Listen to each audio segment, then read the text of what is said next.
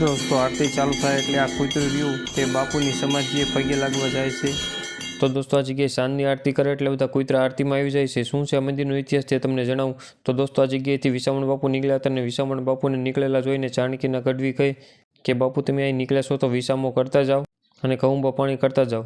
તો પછી બાપુ રોકાય છે અને કહુંબા પાણી કરે છે અને બાપુ પછી ત્યાંથી નીકળે છે તો જાનકીના ગઢવી કહે બાપુ તમે અહીં રોકાણા હતા તેની કંઈક નિશાની પણ અહીં મૂકતા જાઓ। તો પછી વિસામણ બાપુએ ત્યાં એક લાકડું ખોલ્યું ને ત્યારથી આ જગ્યાનું નામ દંડવા પીઠ તરીકે રાખવામાં આવ્યું। પછી તો સમય જતા જૂનાગઢ ભવનાથથી ગુરુ ગોરખનાથ આશ્રમથી શ્રી યોગીનાથજી બાપુ અને પીર યોગી શ્રી ત્રિલોકનાથજી બાપુ આ જગ્યા ઉપર ભજન કરવા લાગ્યા। પછી એમના ગુરુ શ્રી પીર યોગી ત્રિલોકનાથજી બાપુ આ સ્થળ ઉપર આવીને ધૂણો ધખાવ્યો અને પોતાના શિષ્ય એવા પરમ પૂજ્ય દેવનાથ બાપુને આદેશ આપ્યો। પછી તો દેવનાથ બાપુએ અલગ જગાયો 12 વર્ષ ધૂન બોલાવી 12 વર્ષ અખંડ દીવો ચાલુ રાખ્યો। તો દોસ્તો કૂતરા પગે લાગવા આવે તો દેવનાથ બાપુની સમાધિ છે।